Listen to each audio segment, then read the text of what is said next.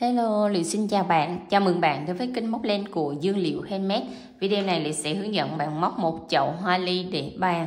Và để chuẩn bị móc chậu hoa ly thì các bạn sẽ chuẩn bị cho mình những tông màu như sau. Về phần móc bông hoa và chiếc lá thì các bạn sẽ chuẩn bị cho mình cái tông màu để chúng ta móc phần bông hoa, đó là màu trắng và màu tím. Mình hướng dẫn đó là len miêu cô tông loại mát đen 50g các bạn nha. Và cái phần nhụy thì các bạn sẽ chuẩn bị cho mình là len màu vàng như thế này. Phần lá các bạn sẽ chuẩn bị cho mình lá màu xanh. Còn phần búp là lá non như thế này nha. Đó.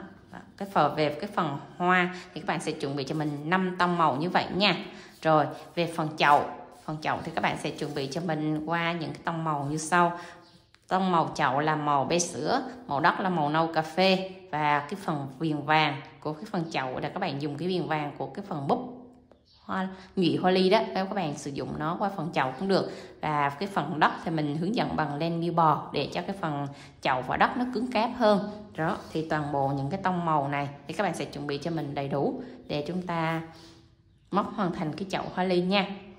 Và kim móc thì cái phần đất và phần chậu này các bạn sẽ sử dụng bằng kim 3.5mm, tại vì mình móc chập sợi. Còn cái phần đất, phần viền, phần hoa, phần lá thì mình sẽ chuẩn bị kim móc là 2.5mm, thì mình hướng dẫn là kim 2 đầu cán nhựa đầu 4/0 tương ứng với kim móc là 2.5mm nha. Chuẩn bị thêm cho mình chiếc kéo cắt len nè, kim khâu len để chúng ta học móc cái mẫu hoa ly này đầy đủ nha. Rồi các bạn sẽ chuẩn bị thêm cho mình kẽm lá. Đây gọi là kẽm si, kẽm lá mềm mềm nè. Đây gọi là kẽm cắm hoa, là kẽm để mình tạo hình cái phần thân hoa đó các bạn. Các bạn sẽ chuẩn bị 2 loại kẽm này để chúng ta tạo hình bông hoa nha.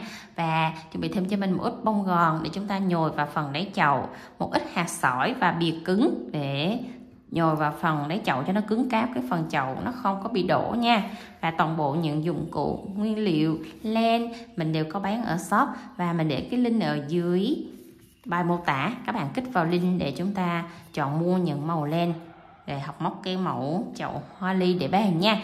Và những cái màu len này thì nếu các bạn chưa có biết phân biệt màu thì các bạn cứ để lại bình luận bên dưới, mình sẽ chỉ cho các bạn các cái mã màu để các bạn mua cho đúng cái mã để chúng ta học móc cái chậu hoa ly này nha.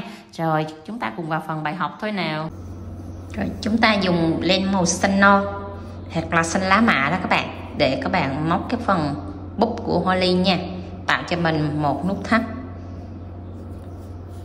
Rồi móc lên cho mình mũi móc xích nè, 1 2 3 4 5 6 7 8 9 10 11 12 13 14 15 16 mũi móc xích. Rồi bỏ trong móc đầu tiên, móc vào chân thứ hai này một mũi đơn, chân thứ 3 mũi nửa kép, chân thứ 4 2 mũi kép vào chung một chân móc, chân thứ 5 mũi kép, chân 6 mũi kép, 7 mũi kép, chân 8 mũi kép, 9 mũi kép. Rồi các bạn sẽ có liên tục là 5 mũi kép liên tục nhau. Ở đây còn lại là 2 4 6, còn lại là 7 chân móc, thì các bạn sẽ hạ xuống cho mình là 4 mũi nửa kép và 3 mũi đơn nha. Rồi hạ xuống cho mình nè, mũi nửa kép nè, nửa kép 1 nè, 2 3 4. Xong 4 mũi nửa kép, các bạn còn lại 3 chân móc thì móc cho mình là 1 mũi đơn nè, 2 mũi đơn. Rồi chân cuối cùng chúng ta sẽ móc 3 mũi đơn vào chung một chân móc, 1 2 3. Rồi quay phần len lại, chúng ta móc đối xứng ở mép bên trái này, tương tự như mép bên phải. Là chân đầu tiên bên này chúng ta móc 1 mũi đơn nè, chân thứ hai 1 mũi đơn. Rồi liên tiếp 4 mũi nửa kép tiếp theo cho mình. 1 nửa kép, 2 nửa kép, 3 nửa kép, 4 nửa kép, và tiếp theo sẽ có 5 mũi kép. Tiếp tục ở 5 chân móc, 1 kép, 2 kép, 3 kép, 4 và 5. Các bạn theo dõi không kịp thì các bạn nhìn công thức trên màn hình để chúng ta theo dõi nha. Còn lại ở đây 3 chân móc thì tại bên này, bên phải chúng ta thêm 2 thì mép bên trái chúng ta cũng thêm 2 vào luôn. Để cái phần búp ly này, tại sao mình thêm 2 là tại vì để cho cái phần này nó to ra đó các bạn, cho nên bắt buộc là chúng ta phải thêm 2 ở cái chân cuối này nha. Các bạn nhớ là cái chân gần cuối này chúng ta phải thêm 2 ở mép phải và cả mép trái nha các bạn. Rồi còn 2 chân cuối thì chúng ta móc 1 chân mũi nửa kép và chân còn lại là 1 mũi đơn. Rồi đâm kim vào chân móc mũi đơn đầu tiên ở mép bên phải này, các bạn sẽ móc qua đây 1 mũi dời là chúng ta đã xong một cái cánh của cái búp hoa ly nha. Thì các bạn sẽ móc tương tự như vậy cho mình là 3 cánh cùng chung một công thức. Thì 2 cánh kia các bạn sẽ cắt ngắn, riêng cái cánh còn lại các bạn sẽ cắt cho mình độ dài cỡ tầm 30 cm. Đó, các bạn vòng vào như vậy cho mình nha. Rồi 30 đến 50 cm cũng được đó, các bạn sẽ để trừ hao như vậy để chúng ta khâu 3 cái búp này lại cho nó ráp lại thành một cái búp to nha các bạn. Rồi siết len qua, kéo len qua, chưa dài chút xíu cũng được. Rồi bắt đầu chúng ta lấy kim khâu len nè để mình khâu ráp 3 cái cánh này lại thành một các bạn nha.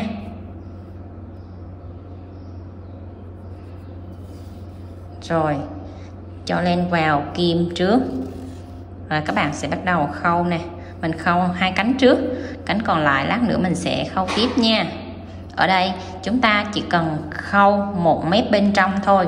Ở đây các bạn nhìn thấy có 2 mép len này, 1 mép 2 mép này, chúng ta chỉ khâu ở mép bên trong thôi, chừa mép bên ngoài lại các bạn nha. Rồi chân móc bên nào thì chúng ta khâu ở chân bên đó để cho nó khớp với nhau.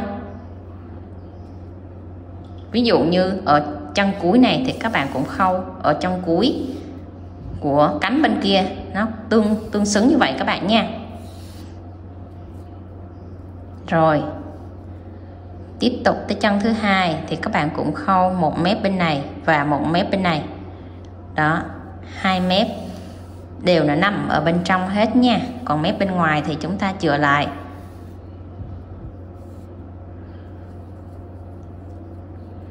Đây, mép mình để gần cho các bạn xem nha. Mép trong bên này và mép trong của cạnh kia, 2 mép nó tiếp giáp gần nhau đó các bạn.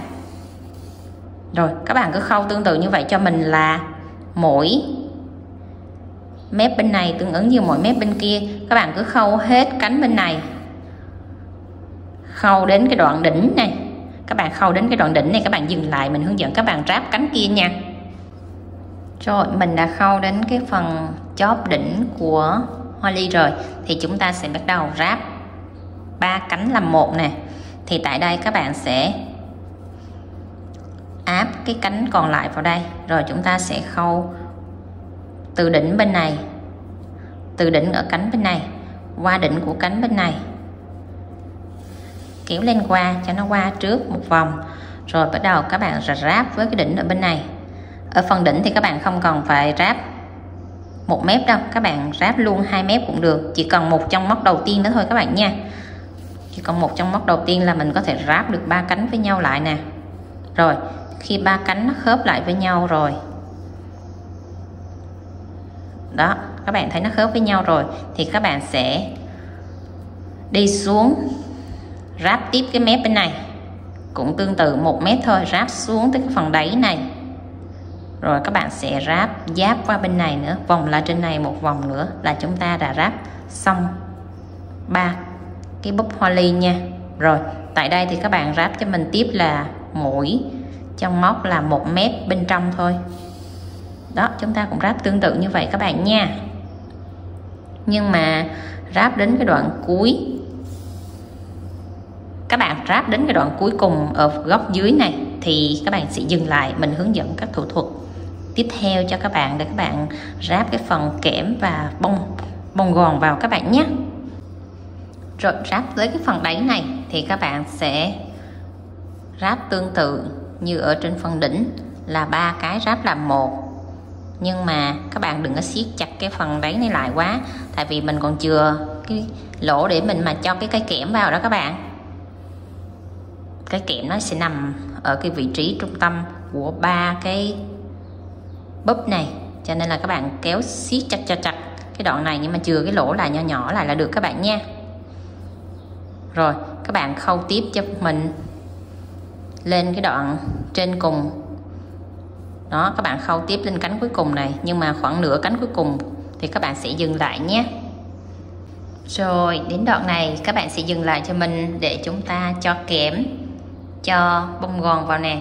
Cái kẽm thì các bạn sẽ uốn cong một đầu là như thế này nha, để cho nó chắc chắn, nó không có bị bung nha. Rồi các bạn sẽ dùng cái len mà màu xanh chúng ta làm chiếc lá đó, phải đúng cái len màu xanh làm chiếc lá đó, để mình quấn cái thân kẽm nó cùng màu với chiếc lá luôn các bạn nha. Rồi chúng ta sẽ cho cái sợi len nó dính vào trong cái thân kẽm này bằng cách là nhỏ một ít keo, nó dính vào trong kẽm này luôn. Rồi chúng ta quấn cái sợi len này cho nó chắc vào trong cái kẽm, để mình dùng cái sợi len này chúng ta quấn thân cây cho nó đẹp đó các bạn. Cho nên là mình sẽ cho keo cho nó dính vào trong cái sợi len này. Cái sợi len này là chúng ta sẽ quấn vào thân cây luôn nè, cho nên các bạn sẽ cho một ít keo cho nó dính chắc vào đây. Rồi mình sẽ cho cái kẽm vào cái lỗ mà lúc nãy mình chừa ở cái đoạn dưới đó các bạn. Đó, các bạn sẽ cho kẽm nó vào đó trước nha. Rồi bung nó lên, và mình dùng kìm hay là dùng tay thì chúng ta bẻ cái cây này nó cong xuống cũng được nè. Đó, cái cây này nó mềm cho nên mình bẻ tay được. Rồi thì tại vị trí này các bạn sẽ cho bông gòn vào cho mình. Đó, kéo cái kẽm với sợi len cho nó vừa vừa. Rồi các bạn sẽ nhồi bông vào cho mình nha, nhồi căng cái búp cho mình luôn. Rồi sau khi nhồi bông căng rồi thì các bạn sẽ cho một ít keo nến vào trong cái thân kẽm này, để chúng ta cố định cái thân kẽm nó nằm ở trong cái bông và ở trong cái búp này, nó không có bị chạy. Tại vì cái búp này mình gắn nó rất là cao, cho nên là bắt buộc mình phải cố định cái thân kẽm này rất là chắc. Đó, nó nằm sâu vào trong cái lớp bông này, nhưng mà nó phải nằm cố định ở một cái tầng keo. Đó, khi các bạn cho keo vào thì cố định nó nằm im này rồi, thì nó sẽ không có bị chạy cái kẽm của mình nữa nha. Rồi nhồi một ít bông gòn còn lại. Rồi các bạn sẽ khâu ráp cho mình đến đoạn cuối luôn là vừa các bạn nhé. Đó, nhồi cho thật là căng cái búp nó tròn đều lên, cho nó giữ cái thân kẽm này nằm ở giữa cái búp luôn các bạn nhé. Rồi còn lại các chân móc còn lại thì mình cứ khâu ráp từ chân này qua chân kia nữa là xong các bạn nha. Mình khâu ráp đến đoạn cuối luôn các bạn. Còn lại các chân cuối cùng các bạn khâu cho nó chắc vào nhé. Ở trên cái đỉnh của búp hoa ly thì các bạn cũng không cần nhồi bông cho nó căng, tại vì cái đỉnh nó càng nhọn nhọn thì nó mới đẹp nha. Rồi các chân cuối cùng này thì các bạn khâu luôn nè, khâu luôn 2 chân luôn cũng được. Rồi ráp chặt vào là xong các bạn nhé. Rồi đến chân cuối cùng này, chân cuối này thì chúng ta sẽ chốt 3 cái cạnh này lại với nhau là được. Rồi hút lại một lần nữa các bạn nhé.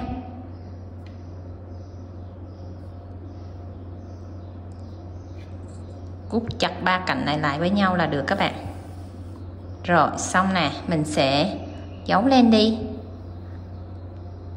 Giấu lên thì các bạn sẽ cho nó xuống phía dưới này. Đó, cho hết kim xuống phía dưới này là được. Rồi, muốn chắc chắn thì chúng ta sẽ chốt thêm một lần len nữa nha. Và mình đã xong cái phần búp nè. Các bạn muốn làm búp to thì các bạn sẽ tăng cái mũi xích đầu tiên lên. Ví dụ như mình 16 mũi xích thì các bạn tăng lên là 17, 18 xích. Cái đây là mình làm cái búp non, búp chưa có nở, cho nên là mình làm size nhỏ nhỏ như thế này. Đó, các bạn uốn nắn cho cái búp nó tròn ở phần dưới, nó thật sự là tròn nha, tròn bầu ở phần dưới. Còn ở phần trên thì nhọn và không cần bông ở đoạn trên cũng được. Đó, rồi các bạn sẽ móc thêm cho mình vài cái búp cưng nữa nha. Rồi, chúng ta sẽ học móc cái nhụy trung tâm. Thì trong cái clip trước mình có hướng dẫn cái video móc hoa ly, thì mình có hướng dẫn các bạn cách quấn nhụy và cách làm cánh, làm lá. Thì mình chưa có hướng dẫn cái phần mà làm cái nhụy trung tâm màu xanh á. Thì video này mình sẽ hướng dẫn các bạn làm nhụy trung tâm nha. Đầu tiên các bạn sẽ tạo cho mình một vòng tròn mã thuật, móc lên một mũi móc xích, móc vào trong vòng tròn này cho mình một đơn, 2 mũi đơn,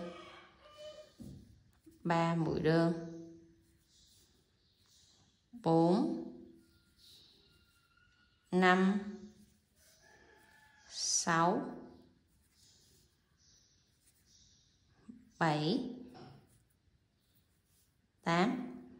Xong 8 mũi đơn, các bạn sẽ dùng cái sợi len ngắn này siết chặt lại.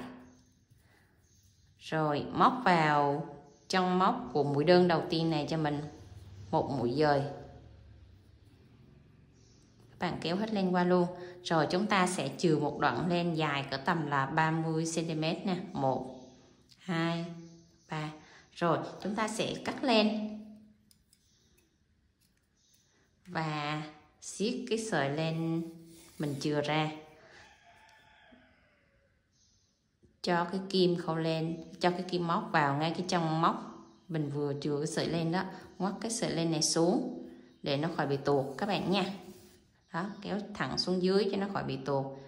Rồi tại cái vị trí này các bạn sẽ dùng cái kẽm để chúng ta quấn làm nhụy đó các bạn, kẽm mềm, kẽm uốn được đó nha. Rồi các bạn sẽ xỏ nó vào trong cái phần ở phía bên dưới á. Đây là mặt thuận nè, đây là mặt ngược nè, các bạn sẽ xỏ ở dưới mặt ngược nha. Xỏ 2 sợi len. Đây, các bạn sẽ cho vào một sợi, rồi cho tiếp vào một sợi nữa, 2 sợi cho nó chắc chắn các bạn nha, để nó khỏi bị tuột các bạn. Rồi đó, cho qua 2 sợi.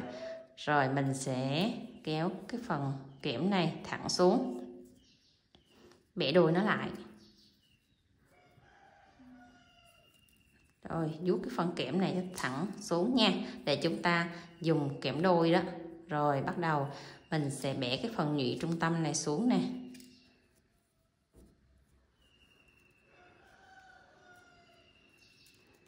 Đó, cái phần nhụy nó sẽ như vậy các bạn nha.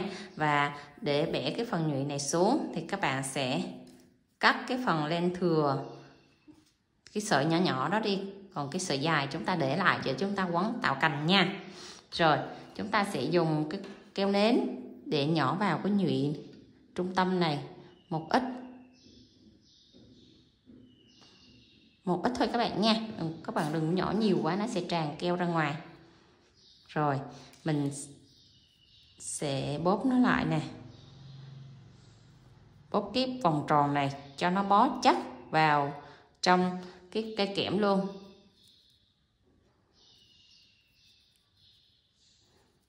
Bo tròn lại luôn các bạn đó. Xong là mình sẽ nắn cái phần nhụy trung tâm này nó tròn, thật tròn lại. Cái phần keo nó dính ở phía dưới thì ở phía trên này chúng ta sẽ dùng tay để chúng ta bóp cho nó bo lại như thế này nha. Rồi khi bóp nó bo tròn rồi, các bạn sẽ uốn nắn chỉnh từ từ cho nó đều lại tất cả các cái cạnh nè.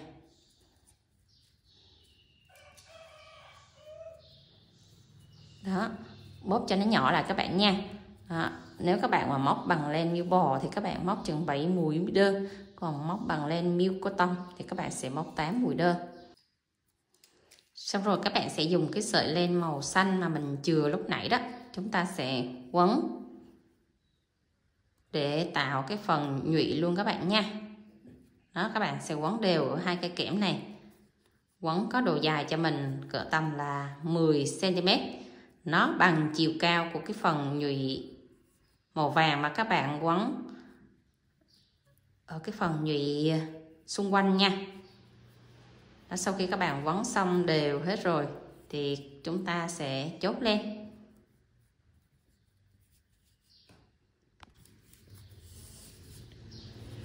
Rồi các bạn sẽ chốt len và siết chặt cái phần len này lại nó khỏi bị bung ha.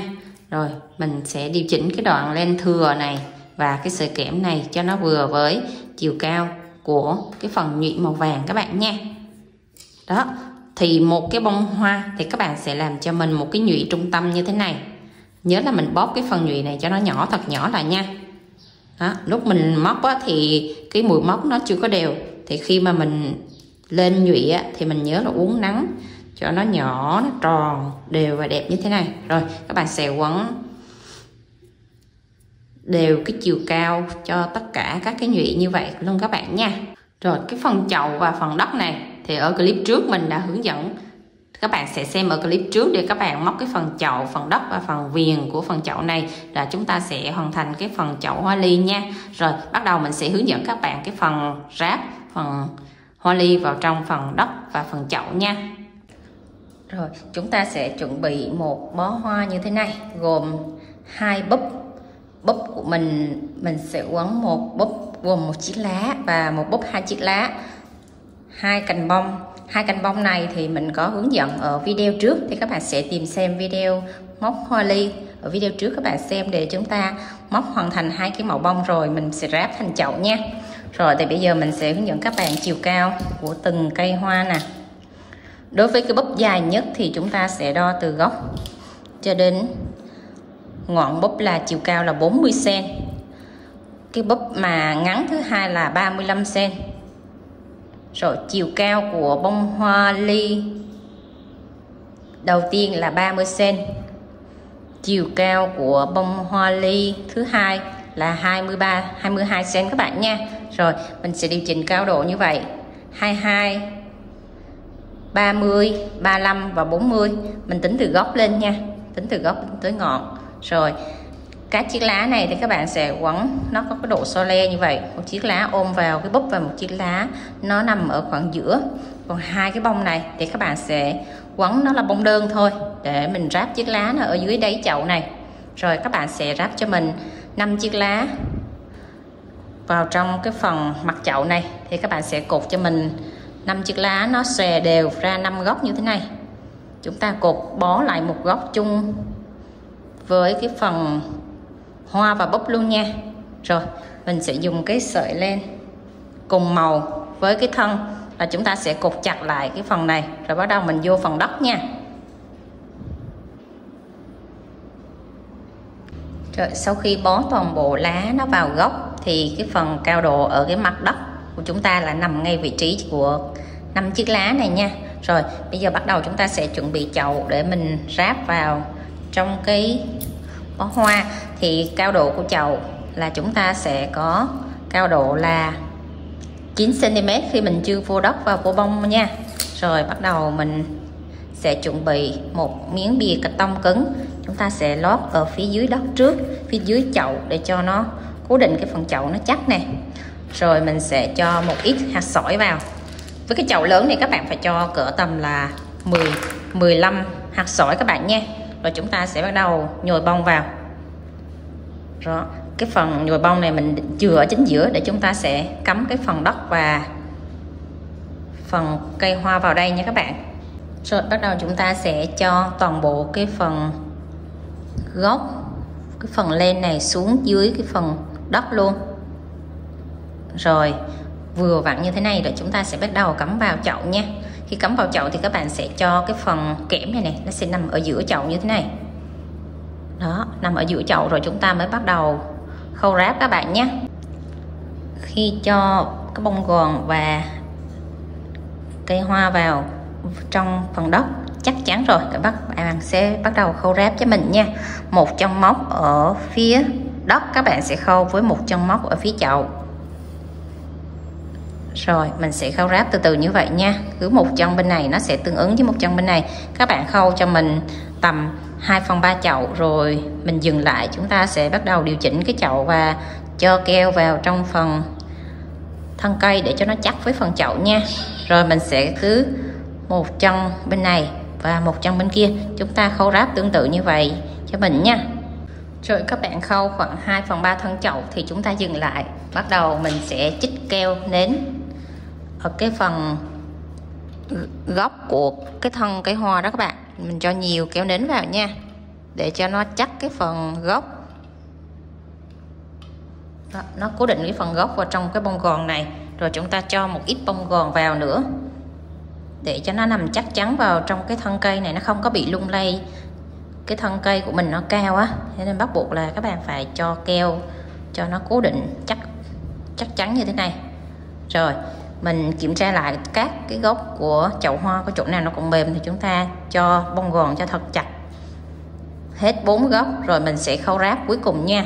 Đó, các bạn sẽ nhích keo ở đây một xíu nữa để cho cái keo này nó cố định luôn vào trong đáy chậu nè. Đó, chích keo xong các bạn để nó khô một chập rồi chúng ta bắt đầu khâu ráp tiếp tới đoạn cuối cùng này luôn các bạn nha. Rồi khâu đến cái chân gần cuối này thì chúng ta khâu chắc chút xíu nha. Rồi còn một chút bông gòn nó trồi ra thì các bạn nhớ là đẩy nó sát vào.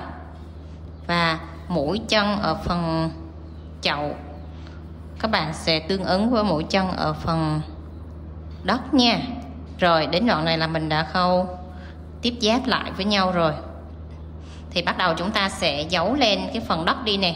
Thì mình sẽ đưa lên cái phần đất này lên trên đây luôn. Đó, các bạn sẽ đẩy lên nó lên đây. Và chúng ta sẽ giấu một vài mối nối nó lên ở phía trên này. Đó, các bạn giấu dài ra vài mối là chúng ta sẽ giấu được lên xa xa.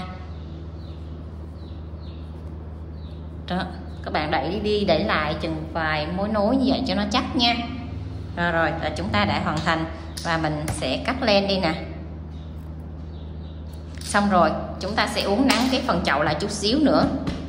Đó, đập xuống cho nó bằng cái phần đất và cái phần đá chúng ta bỏ. Chúng ta sẽ canh chỉnh cho đều ở 4 mặt chậu cho nó đều hết các bạn nha. Rồi xong 4 mặt chậu đều rồi thì chúng ta sẽ bắt đầu chỉnh các cái lá hoa ra nè. Đây các bạn sẽ chỉnh xòe nó ra cho mình. Xòe là 4 lá 5 lá nó xòe ở các cái góc đều ra. Rồi mình sẽ chỉnh từ từ từng cái cánh hoa ra nha. Rồi các bạn đặt chậu hoa xuống và các bạn bắt đầu điều chỉnh các cái chiếc lá cho mình là có độ cong, có thẳng, có để nó tạo thành những chiếc lá tự nhiên như vậy nha. Còn bông hoa các bạn sẽ điều chỉnh cho mình là một cái bông hoa ngửa về hướng bên này, một bông hoa là ngửa ra bên này cho nó tạo một cái hình tự nhiên đó các bạn. Rồi còn cái phần nhụy thì các bạn cũng điều chỉnh cao độ như mình như vậy ha. Nhụy từ cao đến thấp rồi đến 2 bông hoa lớn như vậy, nó sẽ có bố cục. Các bạn điều chỉnh cái bố cục nó như vậy nha. Khi mình xoay tròn thì cái phần hoa của mình nó sẽ nằm đẩy ra ở hướng mặt tiền trước mặt. Còn cái phần lá của mình nó sẽ xòe đều 4 góc như vậy. Đó, bố cục 4 chiếc lá sau, 2 chiếc lá bên hông bên này, 1 chiếc lá bên hông bên này và 2 chiếc lá ở hướng mặt tiền bên này. Đó, chúng ta sẽ điều chỉnh như vậy cho chiếc lá của mình nó cong đều 4 mặt nha. Và bông hoa nó sẽ ngửa ra 2 hướng như vậy. Rồi mình chúc các bạn móc thành công cái chậu hoa ly để bàn cưng cưng như vậy ha. Nếu các bạn thấy video này hay nhớ cho mình xin một like với nha. Còn có thắc mắc gì các bạn cứ để lại bình luận bên dưới, mình sẽ trả lời các bạn trong thời gian sớm nhất để các bạn hoàn thành cái mẫu hoa ly để bàn cưng cưng như vậy ha. Bye bye các bạn, hẹn gặp lại các bạn ở những video sau. Các bạn mới ghé kênh Liễu lần đầu tiên nhớ ấn vào chuông đăng ký để các bạn theo dõi được những video sắp ra mới của Liễu nha. Bye bye các bạn, hẹn gặp lại các bạn ở những video sau nha. See you.